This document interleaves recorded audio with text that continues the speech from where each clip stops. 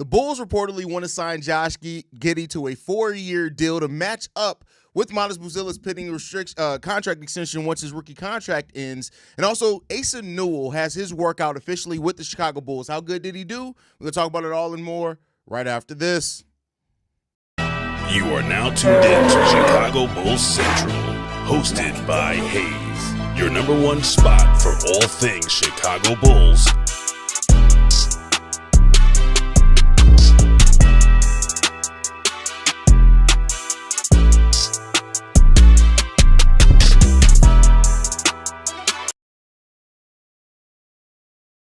What's going on, Bulls fans? Welcome to another episode of Chicago Bulls Central, your number one spot for everything Chicago Bulls related. I'm the host there, Haize, but more importantly, you guys can follow the channel at Bulls Central Pod on every social media platform we happen to be on. With that said, let's go ahead and get into this content today, y'all. And we got some updates coming through, man. So this first one comes from a source. No, trust me, it's the same source that gave me the Zach LaVine trade before it happened, for those that were around to know that we had that trade earlier, but I didn't want to officially report on it. But the Bulls are eyeing a 4-year deal for Josh Giddey. Now, the purpose of that is to not cut him out of his annual salary, right? It is more so to have his contract extension line up closer to when Matas Buzelis' contract extension is going to line up. And to me, that says a few different things. And why that's interesting is, A, if the Bulls are already considering lining up contracts for when Matas is slated to become a free agent, that means there's some pretty big confidence that Matas Buzelis is going to be a free agent that's going to command quite a bit of money on his contract extension. Now, some could say that it's way too early to making those type of caveats for that, right? But it is something to be said that the confidence this team has, because the way that I view it is this. When a front office is confident in their roster, that does allow them to start moving at a better, like, with more intention, right? If you have that confidence in your players and players on your roster, you move with more intention. And I think that's a really good thing. And that shows that there's some signs internally in that confidence over Matas Buzelis. And we already know Matas is already at the Advocate Center working and things like that, right? So it's sensible. And as long as Josh Giddey's open to it, it's only a 1 year less than the full 5 years that he's able to get. 4 years, $120 million is still the average salary of $30 million per year, right? So there is that part. He's still getting his $130 million. So it seems like 130. He's still getting his $30 million per year. So it seems like the Bulls are trying to find that sweet spot between giving Josh Giddey what he wants and the Chicago Bulls still maintaining flexibility when it matters the most for their player in Matas Buzelis in the future of that franchise. Now, the question that I have for that, though, is if you are already thinking about Josh Giddey's contract extension lining up with Matas Buzelis, what does that mean for Coby? What does that mean for Ayo as those two guys are up for contracts at the end of this season? Does that mean you're looking at 3-year deals for those guys so that everybody kind of all lines up at the same time? Would they accept 3-year deals? Keep in mind, Ayo and Coby already gave up a lot of money potentially with taking those smaller team-friendly contracts because they were both coming off down seasons, of course, right? They could have fought for more, but they were coming off down seasons. And so are they going to be willing to have their contracts all overlap? If you do, I love that synergy for the Bulls, right? As many people that are talking and asking questions about should the Bulls be investing this much in Josh Giddey or anybody else, if everybody's contract is slated to come off at the same time, that means that you have that cap flexibility. You can survey where you are then at that point. You're pushing your cap flexibility down the road and basically saying, hey, we want to see what y'all look like until Matas' rookie contract is up. At that point, we'd have years of Josh Giddey, we'd have years of Coby White, years of Dosunmu, 4 years of Matas Buzelis, and then we can make our determining factor on what comes next. What is the next step for this franchise? Where have we gone over these last 4 years, right? And I think that that's a good place for a franchise to be at. I'm not mad at that at all.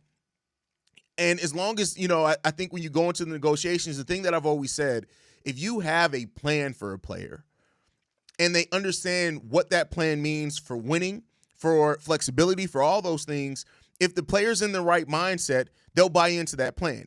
Giddey feels like that player. Coby, Ayo, I think if you take care of those guys, if you end up wanting to keep both of those, they'll understand as well. Everybody wants to win. And so that is just It's just smart. I think that's just a smart play by the Chicago Bulls. And I got to give, if this ends up coming into reality and this is what ends up happening, I got to give AK some credit for actually forward thinking on this deal. If you sign Josh Giddey to a 4-year deal, that means by the end of that 4-year contract, Matas' contract is up. You got 1 year left remaining on your rookie that you're going to draft here in 2025 on their rookie scale contract.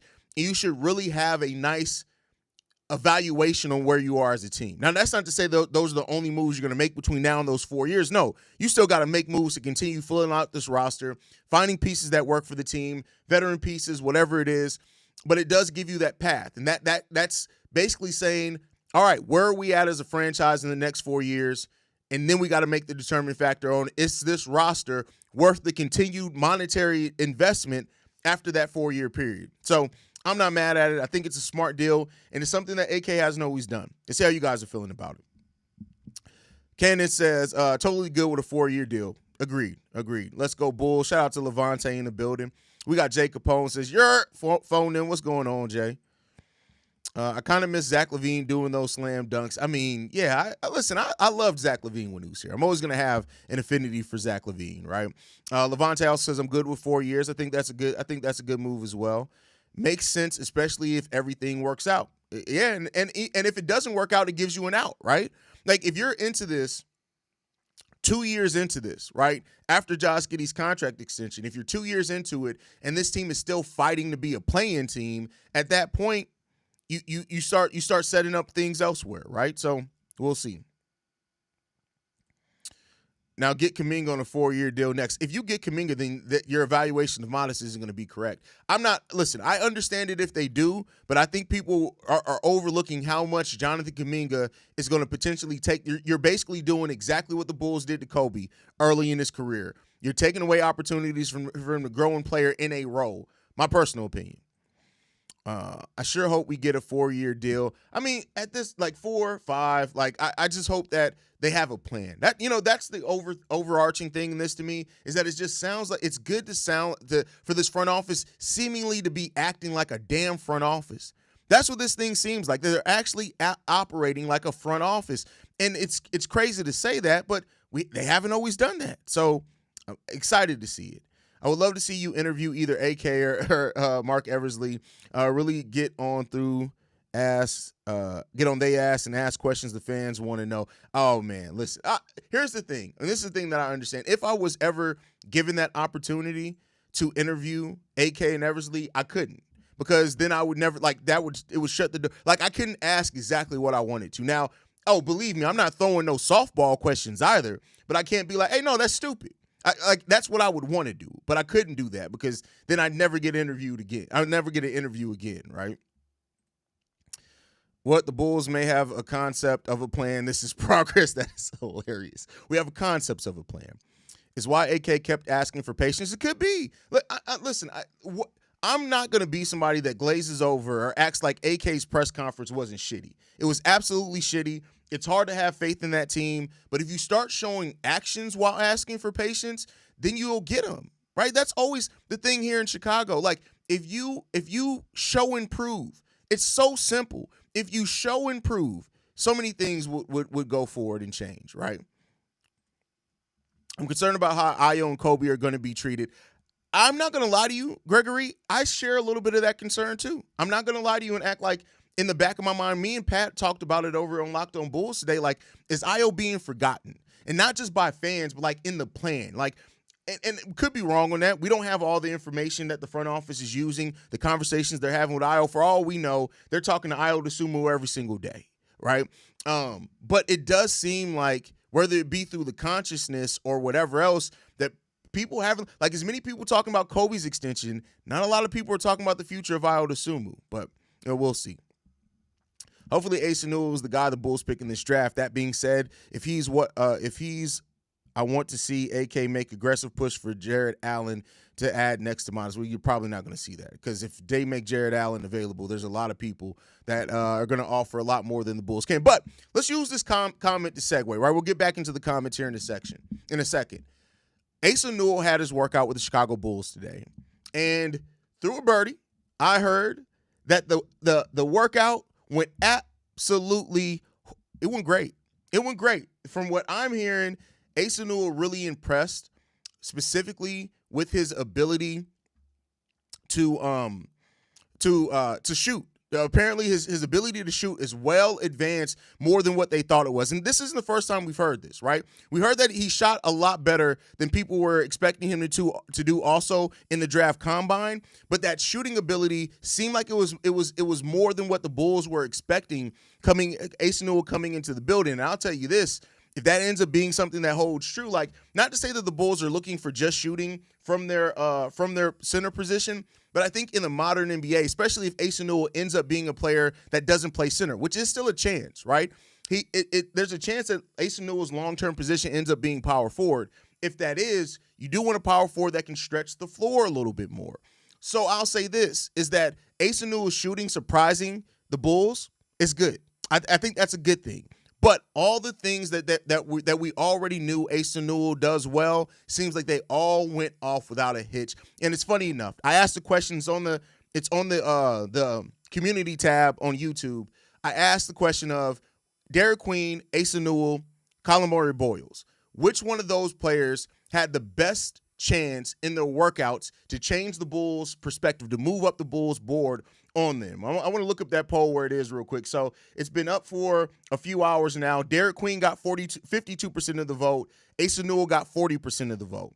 And Asa Newell is the only one that, as we know right now, has had that workout with the Chicago Bulls. So Derek Queen hasn't had it yet. We don't even know if they're going to bring in Derek Queen because they seem like they're not high on him at all. But Asa has had his workout, and it seems like it went off really, really good. They were impressed with the way he carried himself. They were impressed with the way that he communicated. His basketball IQ, apparently, was a lot higher than they were expecting as well. And that's not. But maybe he just impressed them with how he's able to communicate about the game of basketball. And keep in mind, AK and Eversley are definitely people that think about the character of a person. And so that fieriness that Asa Newell has is there. But he really impressed with his athleticism, his workmanship, and his basketball IQ. And so if they're really looking at those defenders, then, hey, Asa Newell may have done himself a really good opportunity here to move up the Chicago Bulls board. Now, Asa Newell and Drake Powell are the only two players that we know that the Chicago Bulls have worked out in personal workouts that are slated to go in the first round. Everybody else that they've worked out are all basically second-round picks or slated to be undrafted. And so the Bulls seemingly, like, they're starting to get their lists together. They're starting to constrict that list. And I think that's really good things to see and to hear from this team, is that now maybe what they did is they focused on their undrafted, they focused on their second rounds early, and then now with 23 days left before the draft, these next few weeks, they're going to be focused very heavily on people that could go to them in the first round. And so that last part is speculation, but it is good to see that Asa Newell's coming here and that he also impressed with this workout with the Chicago Bulls. So love to see that one. Let me go and get back into the comment section. Let's see how you guys feeling about that news. I want Malawach so bad. First of all, this ain't a dating site that you want him, but hey, it is what it is. You think we could trade our pick this year plus a lottery protected pick to move up? I don't think you're going to have to.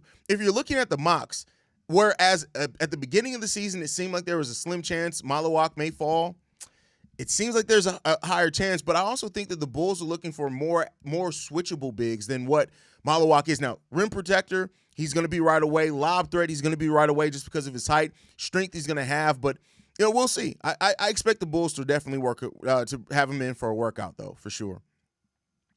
Years don't matter to me as much as value. Good value contracts help future asset management.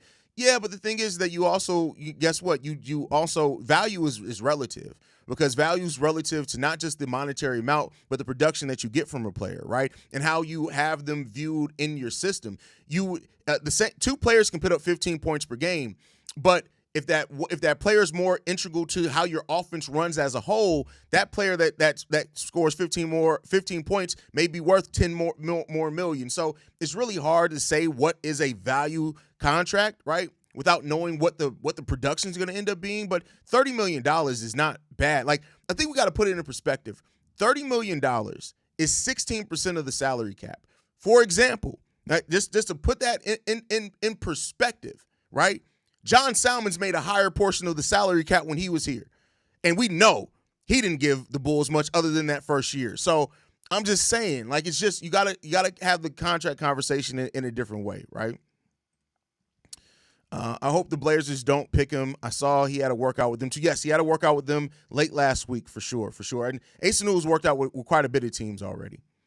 Unrelated, been watching Blazers podcast. Rumor has it there is growing interest from that front office in Cedric Coward at 11. Just a reminder that number 12 is too high is a silly argument. No, not necessarily a silly argument. It's all in perspective because just because another team's willing to take you higher doesn't mean that that's still not too high. It's not. Like, a lot of GMs do dumb shit. Now, it could end up working out, but it is a risk, right? So, no, number 12 being too high is still not a silly argument just because somebody else is willing to take him higher. It is realistic for the Bulls to get Jonathan Kuminga, or is it more realistic to get R.J. Barrett or Michael Porter Jr.? I think they're all about the same level of realism, to be 100% honest with you. Now, Michael Porter Jr., with the way that his season went, I don't know at this point if you want Michael Porter Jr., but, we'll see what happens there. More workouts will happen facts. A lot of workouts are coming. They're grind time now. I wouldn't be surprised if we have a different prospect in here every single day for the next few days.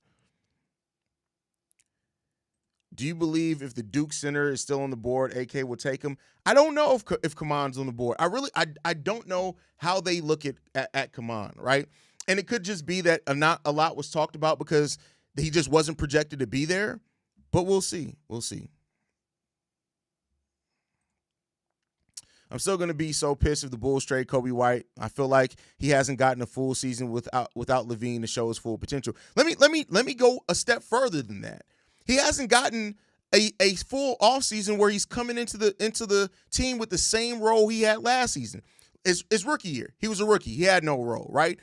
His second year, he came in as a starter again that year. That season was in complete turmoil. His third year, he was coming off the bench after acquisitions of DeMar DeRozan and Lonzo Ball, right? Really didn't have a role, really wasn't factored into this offense. His fourth year, he was supposed to be the spark plug off the bench. We still didn't run a lot for him. Like, it's been so much for Coby White up and down. It's just been a lot for him. So I agree with you there. Wholeheartedly, I agree with you.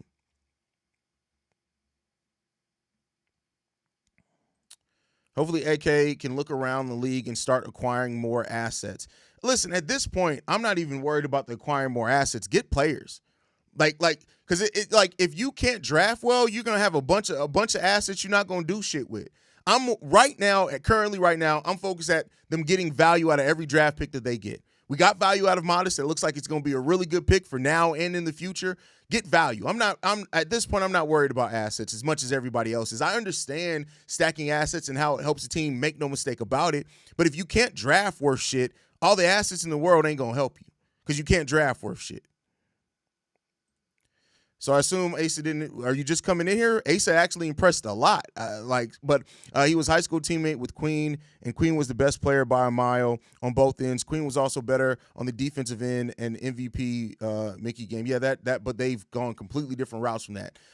It's easier to be a good defensive player in high school when you're bigger than 95% of the players that you face off against. Derek Queen is not taking the same step defensively than Asa has, and Asa didn't take the step that offensively that Derek had. So there you go on that one.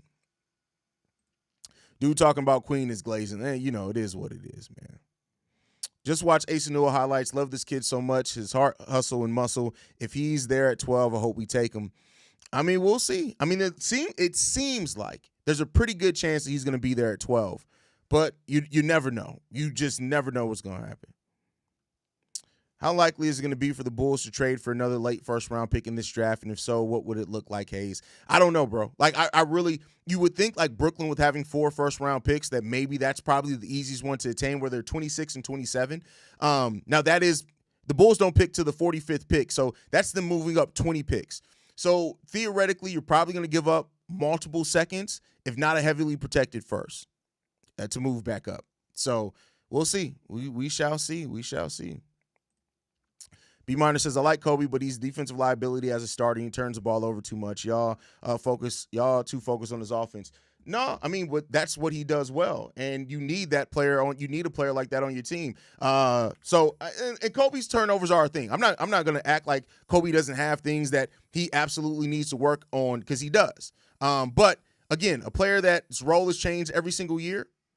I still want to see how that develops. That you don't just get rid of that, especially when you don't have anything better to replace it. And Coby's trade value isn't as high as some, like, people who think the Bulls are going to get some lottery pick for Coby White. You're probably not going to get that right now, and that's due to the Bulls' own fault. I want to be clear here, because you change his role every single year. How do you plan to obtain value at that point, right? How do you think the league's going to view him as anything other than maybe a talented scorer with you changing his role as much as that? I like Asa Newell a lot. That would be a bad pick. We'll see. We'll see. You keep bringing up high school stats. You realize that we're not in high school no more. That doesn't mean shit in high school. Jabari Parker was one of the greatest high school players ever. Like that doesn't mean anything for the NBA. You keep going to high school numbers. High school don't mean shit anymore. College sometimes doesn't even really give you what a player is going to be at the NBA level. So get out. You looked up high school stats and you made that your predetermined argument to have an angle, and it's stupid. It's dumb. It's stupid is what it is. Need good role players too. Absolutely. Absolutely need good role players as well. Absolutely. Absolutely. Fleming or Newell would be a great pick at 12. It does not seem like Fleming is on the board at all for the Bulls. Now, that could very well change, but it does not seem like it right now. But we'll see. We shall see. But all right, y'all. I appreciate you guys so much for everything, man. Make sure you guys are following us at Bulls Central Pod. You can send us any feedback, questions, comments, concerns. All right, let me ask you this. Hold on. You disagree. Who was a better player in high school, Mike Conley or Greg Oden? Who ended up having the better career? Tell me that. Tell me that. Who ended up having the better career? Just tell me that. Like, y'all are just remedial. Y'all basketball remedial. And it's crazy. It's crazy. Y'all stupid. But anyway, love you guys. Go Bulls. See you red, y'all. Make sure you guys stay in tune with us at Bulls Central Pod. You can send us any feedback, questions, comments, concerns. BullsCentralPod@gmail.com. Lastly, if you want to leave a text message and our voicemail for the mailbag, 773-270-2799. We're the #1 spot for everything basketball related. We'll see y'all in the next one. Love you guys. Go Bulls. Peace, y'all. This has been a presentation of the Break Media.